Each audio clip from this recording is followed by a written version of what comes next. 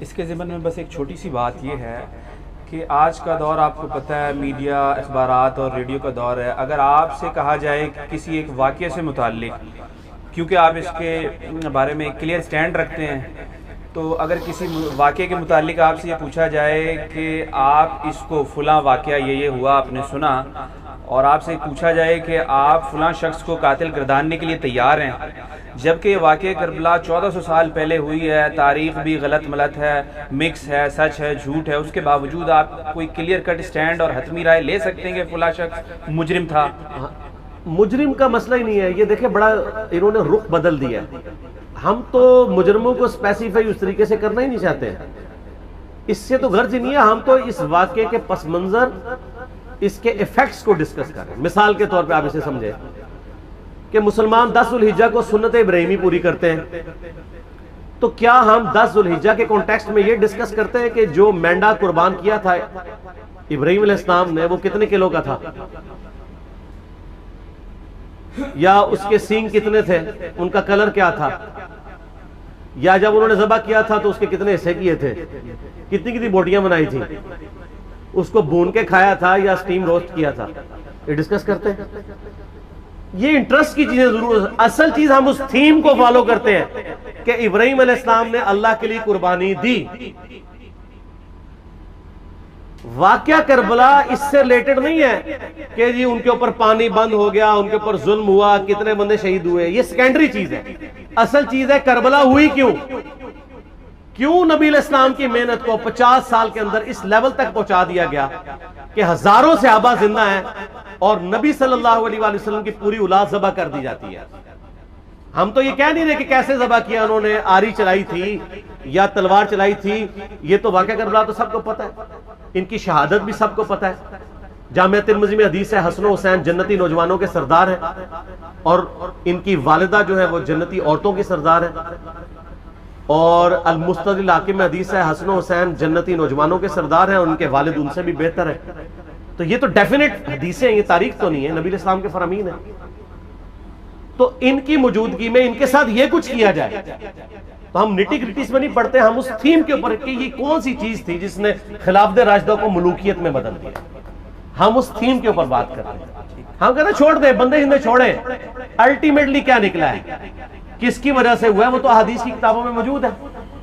ہم کب کہہ رہے ہیں خفیہ کیمرے لگا گئے جی کس نے گولی پہلا تیر کس نے چلایا، یہ وہ ہم تو بتا رہے کس کے دور حکومت میں ہوا اور ان کا اپنا کردار کیا تھا، اس کو کس طریقے سے لا کے تخت پہ بٹھایا گیا، وہ ساری کی ساری چیزیں تو سامنے ہیں۔ وہ تاریخ کی کتابیں نہیں ہیں، حدیث کی کتابیں ہیں۔ اگر آپ کہتے ہیں کہ بخاری مسلم سے ہم نے صرف رفع الیدین کی حدیثیں لینی ہیں یا ایمانیات کی حدیثیں لینی ہیں اور باقی جو بخاری اور مسلم میں آل امیہ کی بدماشیوں کو ننگا کیا گیا ہے وہ ہم نے نہیں لینی ہے، تو سر پھر آپ اپنے آپ کو کلیئر کٹ، پھر ہم آپ سے واقعہ کربلا نہیں ڈسکس کریں گے، حجیت حدیث پہ بات کریں گے۔ آپ کو اپنے آپ کو منکرین حدیث کہنا پڑے گا، یہ آپ اسکروٹنگ کیسے کریں گے؟ اس سے بڑی بات مجھے یہ بتائیں کہ عظمت صحابہ بڑی چیز ہے یا عظمت محمد رسول اللہ صلی اللہ علیہ وآلہ وسلم؟ تو بریلوی یہی تو رونا رو رہے ہیں، وہ کہہ رہے ہیں جی قرآن میں تھوڑی آیات ہیں، آپ پھر مڑ مڑ کے پڑھتے ہیں قل انما انا بشر مثلکم، اس میں تو نبی علیہ السلام کی تنقیص ہو رہی ہے۔ تو ہم ان کو کیا کہتے ہیں کہ تنقیص مقصد نہیں، نعوذ باللہ، نہ ہو رہی ہے، آپ افضل البشر ہیں لیکن آپ کی سپیشیز بشر ہے، یہ ہم اپنا عقیدہ سمجھتے ہیں، وہ اس کو تنقیص شمار کرتے ہیں۔ تو پھر اس وقت آپ بھی بریلویوں کی بات مان کے تو یہ آیات پڑھنا چھوڑ دیا کریں، آپ کہتے ہیں نہیں آیات ہے کیوں نہ بیان کریں، تو ہم بھی کہتے ہیں احادیث ہے کیوں نہ بیان کریں کہ صحیح بخاری میں حدیث ہے 2812 عمار کو ایک باغی جماعت قتل کرے گی، وہ جماعت دوزخ کی طرف بلا رہی ہوگی اور عمار ان کو اللہ اور جنت کی طرف بلا رہا ہوگا۔ اب اس کے نرغے میں جو آتا ہے وہ آئے، میں اپنے نبی سے ٹکر لے لوں، آپ لوگوں کے منہ کا خیال رکھتے ہوئے کہ میں نبی علیہ السلام کو کہوں کہ آپ نے کیوں ایسی بات کر دی کہ مولا علی کے مخالفین کو آپ نے دوزخ کی طرف بلانے والی جماعت کہہ دیا۔ تو لیں آپ ٹکر، جائیں سیدھا دوزخ میں، اور تھوڑی جرت کریں آپ یہ کہا کریں کہ اے اللہ، اپنے لیے کہا کریں کہ اللہ تعالیٰ آپ کا حشر یزید اور یزید کے آباء و اجداد کے ساتھ کرے اور اس کی اولاد کے ساتھ۔ ہم کہتے ہیں کہ اللہ تعالیٰ ہمارا حشر جو ہے وہ مولا حسن حسین، مولا علی علیہ السلام اجمعین اور اہل بیت کے ساتھ کرے، آمین۔ اور آپ میں تو اتنی جرت نہیں آپ یہ بات بھی کر سکیں، کیونکہ ان کو پتہ ہے۔ تو نبی علیہ السلام کی احادیث کو بیان کرنے کو یہ سمجھتے ہیں کہ جی اس سے مصیبت کھڑی ہو جائے گی، تو اپنے آپ کو منکرین حدیث ڈکلیئر کریں، پھر حجیت حدیث کا مقدمہ ڈسکس ہوگا، پھر کربلا نہیں ڈسکس ہوگی۔ اور یہ ٹی وی پہ بھی آ کے مولوی بیٹھے ہوتے ہیں، سنیوں کے بھی شیعوں کے بھی، مڑ مڑ کے جی وہ یزید نے یہ کر دیا۔ وہ یزید نے کیا کیا ہے یار؟ وہ تو سسٹم کا نمائندہ بن کے آیا جو پیچھے سے خراب تھا۔ یزید کو لے کے بیٹھے ہیں، یزید یزید یزید یزید، بھائی پیچھے سے معاملہ خراب ہوا۔ اگر نہیں یقین آتا تو یہ بخاری مسلم کی میں نے آلموسٹ 200 سے زیادہ احادیث مین سٹریم کی کتابوں سے اکثر بخاری مسلم جمع کیے، پڑھے۔ اور سر میں نے تو ان کو چیلنج دیا ہے، یہ حدیثیں پڑھ کے نا اپنے ممبروں سے صرف ان حدیثوں کی تشریح اپنی پبلک کے سامنے کر دیں، نہیں کر سکتا۔ تو پھر لعنت کے مستحق تو ہو رہے ہیں ہاتھ چھپا کے، اور قیامت دن کے منہ پہ لگام ڈالیے، اور پھر مڑ مڑ کے کہتے ہیں نہیں جی وہ کچھ چیزیں خاص ہوتی ہیں وہ عوام الناس کے سامنے نہیں کرنی چاہیے، وہ صحابہ کرام بھی بعض اوقات ایسی باتیں پبلکلی نہیں کرتے تھے۔ میں نے اس کے اوپر بڑا ایک میرا کلپ ہے یوٹیوب پہ، مولا علی سے متعلق 5 جھوٹ، تو میں نے کافی ساری چیزیں اس میں ڈسکس کی ہیں۔ لیکن میں یہ کہتا ہوں کہ اللہ کے بندو، جو چیزیں نبی علیہ السلام نے منع کی ہیں بیان کرنے سے، وہ تو ہم ڈسکس کر بھی نہیں رہے۔ میں نے آج تک آپ کو منافقین کے نام بتائے؟ آپ نے حذیفہ ابن یمان کو بتائے تھے نا آپ صلی اللہ علیہ وسلم نے، صحیح بخاری میں آتا ہے، تو میں نے آپ کو بتائے، آپ رازدار رسول تھے، ختم ہوگی بات۔ میں نے کبھی ڈسکس کی ہے؟ اگرچہ میں نے صحیح مسلم کی حدیث 7035 نمبر ڈسکس کی ہے کہ نبی علیہ السلام نے فرمایا میرے صحابہ میں 12 منافق ہیں، وہ کبھی بھی جنت میں داخل نہیں ہوں گے یہاں تک کہ سوئی کی ناکے سے اونٹ نہ گزر جائے، اور ان میں سے 8 ایسے ہیں جس کی کمر پہ دوبیلا پھوڑا نکلے گا۔ میں نے آج تک آپ کو بتایا کہ کس کس کی کمر پہ دوبیلا پھوڑا نکلا اور اس کی موت اسی پھوڑے میں ہوئی ہے، بتایا؟ تو میں تو وہ چیزیں ڈسکس بھی نہیں کر رہا، میں وہ چیزیں ڈسکس کر رہا ہوں جو نبی علیہ السلام نے علامات النبوہ میں بتائی ہیں۔ یہ امام بخاری حدیث نبوت کی دلیل کے چیپٹر میں لے کے آئے ہیں، اور امام بہقی نے 3500 احادیث پر مشتمل ایک کتاب لکھی ہے دلائل النبوہ، کہ ہم نبی صلی اللہ علیہ وسلم کو نبی کیوں مانتے ہیں، اس کے اوپر۔ اور اس میں یہ ساری حدیثیں عمار بن یاسر کے قتل والی لے کے آئے ہیں، بتانے کے لیے کہ دیکھیں ہمارے نبی علیہ السلام کی نبوت کی دلیل ہے کہ آپ نے اپنی وفات کے آلموسٹ 30 سال کے بعد ہونے والے واقعے کو پہلے ہی بتا دیا۔ یہ حدیثیں چھپانے والی نہیں، بیان کرنے والی ہیں، علامات النبوہ کی حدیثیں۔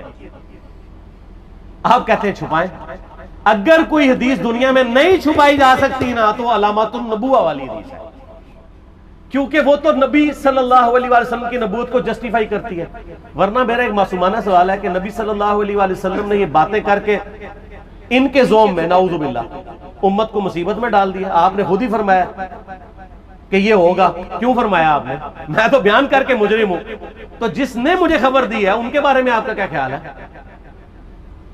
یہ مسند احمد کی حدیث یہ میں نے گھر بیٹھ کے بنائی ہے کہ میری بیوی کا کیا حال ہوگا جس پہ خوف کے کتے بھونکیں گے۔ تو سیدہ عائشہ سے مجھ سے زیادہ نبی علیہ السلام کو محبت تھی، لیکن آپ اللہ کے پیغمبر تھے، آپ نے اپنے گھر کی خبر بھی نہیں چھپائی، بتا دی کہ یہ ہوگا۔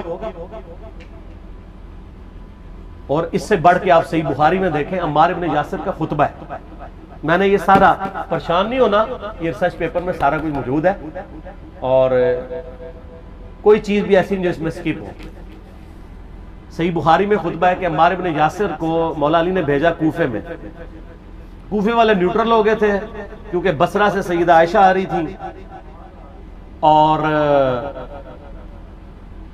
وہاں پہ انہوں نے کہا نہ ہم سیدہ عائشہ کا ساتھ دیں گے نہ مولا علی کا دیں گے، تو عمار بن یاسر کو تیار کرنے کے لیے، یعنی وہاں کے جو عوام تھی اس قتال کے لیے، مولا علی نے بھیجا تو سیدنا عمار ابن یاسر نے وہاں پہ کوفے کے ممبر پہ خطبہ دیا، بخاری کے الفاظ ہیں، اوپر والی سیڑھی پہ عمار ابن یاسر نے حسن ابن علی کو بٹھایا، حالانکہ حسن ابن علی سے 4 گنا بڑی عمر تھی عمار ابن یاسر کی، 90 پلس ہو چکے ہوئے تھے،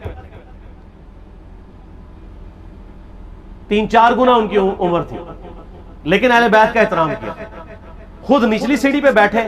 بخاری کے الفاظ ہیں کہ اے لوگو، اللہ نے تمہیں آزمایا ہے، ایک طرف دنیا اور آخرت میں تمہارے نبی کی بیوی ہے سیدہ عائشہ، دنیا اور آخرت میں، یعنی عزت اپنی جگہ قائم۔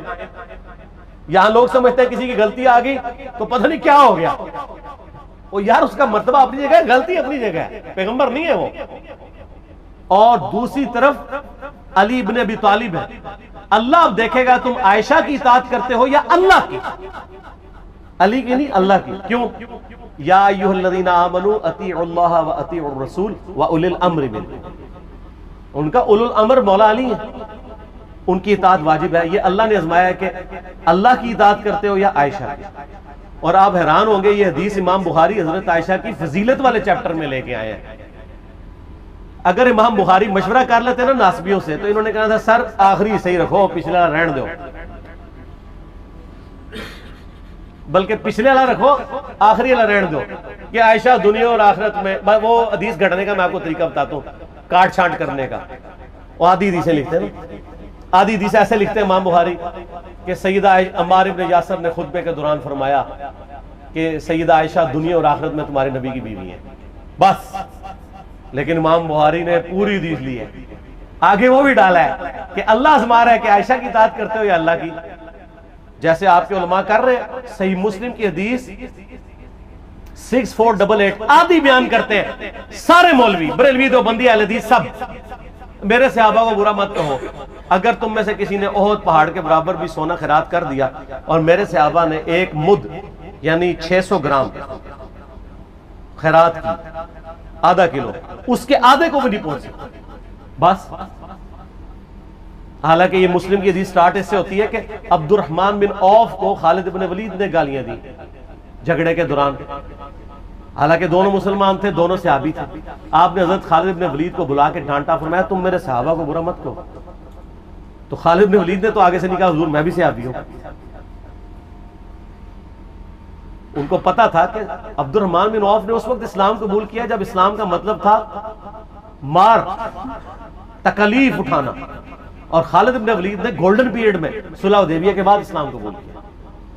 تو میں اب تم لوگ یہ کر رہے ہو، تم لوگ اگر احد پہاڑ کے برابر بھی سونا خیرات کر دو، یعنی صلح حدیبیہ کے بعد والے لوگ میرے ان کے برابر نہیں ہو سکتے۔ اور جو فتح مکہ پہ معافی مانگ کے مسلمان ہوئے ہیں طلقاء، مؤلفۃ القلوب آل امیہ، ان کا تو لیول ہی کچھ نہیں ہے۔ یہاں تو خالد بن ولید کے بارے میں یہ بات کی جا رہی ہے، اور پھر وہ مؤلفۃ القلوب اپنے زمانے میں ممبروں پہ سب و شتم کروائیں سیدنا علی پر۔ تو سب سے پہلے تو ان کو کہنا چاہیے جن کے بارے میں حدیث تھی کہ تم صحابہ کو گالی مت دینا، ہم نے تو خیر کبھی دی بھی نہیں ہے۔ اور میں یہ آخری جملہ ان کو ایسا بولتا ہوں کہ جو ان کے دماغ تک ڈرل کر جائے گا کہ آل امیہ نے جو کچھ اپنے دور کے اندر سیدنا علی کی گستاخیاں کی ہیں نا، ہم نے تو ویسی کوئی ایک گستاخی بھی آل امیہ کے بارے میں نہیں کی ہے۔ میں نے آج تک آل امیہ کے اوپر بائی نیم کسی کے اوپر لعنت کی ہے؟ حالانکہ یہ مولا علی پہ کرتے رہے، یہ ہے لعنتی خود ہو گئے نا، جب مولا علی پہ لعنت کی تو لوٹ آئی۔ مسند ابی یعلا میں صحیح سند کے ساتھ حدیث موجود ہے، مسند احمد میں بھی موجود ہے کہ سیدنا علی کو جس نے گالی دی اس نے رسول اللہ کو گالی دی صلی اللہ علیہ وسلم۔ جب ام سلمہ نے کہا تھا، شیخ زبیر صاحب نے اس کو تحکیم میں صحیح لکھا ہوا ہے فوٹ نوٹ کے اوپر، کہ لوگوں تمہارے ممبروں پر رسول اللہ کو گالیاں دی جاتی ہیں، تو انہوں نے کہا معاذ اللہ، ہم کب کہیں گے، ایسا نہیں ہو سکتا۔ تو ام سلمہ نے کہا تم لوگ علی اور اس سے محبت کرنے والوں پہ گالی گلوچ نہیں کرتے ہو کیا؟ جبکہ میں نبی کی بیوی کہتی ہوں کہ سب سے زیادہ رسول اللہ سے محبت، سیدنا علی سے محبت نبی صلی اللہ علیہ وآلہ وسلم کرتے تھے۔ لہٰذا جب یہ تم کہتے ہو نا علی پر لعنت، علی سے محبت کرنے والوں پہ لعنت، تو یہ لعنت تو تم نبی علیہ السلام تک لے کے جا رہے ہو نعوذ باللہ، کیونکہ علی سے محبت کرنے والا پہلے نمبر پہ نبی صلی اللہ علیہ وآلہ وسلم ہے۔ اور پھر کہتے ہیں سب کا مطلب تنقید ہے، اور نہ، پرانیاں گلاں، پرانے بابے، پرانے بزرگ، جھوٹے ہو. صحیح مسلم کھولو 6229 غدیر خم سے اگلی حدیث، لعن اللہ ابا التراب کے الفاظ ہیں. مٹی والے ابن ابی طالب پر لعنت، یہ الفاظ موجود ہیں. سب کا ترجمہ لعنت ہی ہے، تنقید نہیں ہے. اچھا پھر میرا معصومانہ سوال ہے کہ اس کا مطلب ہے صحابہ پہ تنقید کرنا اچھا کام ہے؟ کہیں گے نہیں. تو بتاؤ یہ برا کام کون کرتا تھا؟ شیعہ کا ابا کون ہے؟ رافضیوں کا ابا کون ہے؟ آل امیہ. تو لہذا شیعہ نو میں کہنا کہ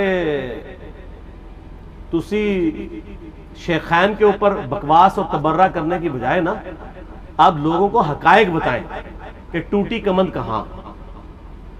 یہ سب مجرمین آل امیہ ہے، اور یہ آل امیہ اور بنو ہاشم کی لڑائیاں نبی علیہ السلام کی بعثت سے پہلے چل رہی تھی، صدیوں سے چل رہی تھی. وہ تو پھر اللہ نے بنو ہاشم کو نبوت کے لیے چنا تو ان کو یہ پھر جیلسی ہضم نہیں ہوئی، وہ چیز آگے چلتی ہے. خیر چھوڑ دیں، ایک تلخ ٹاپک ہے. صلاۃ بر محمد و آل محمد، اللہم صلی علی محمد و علی آل محمد. ٹھیک ہوگا.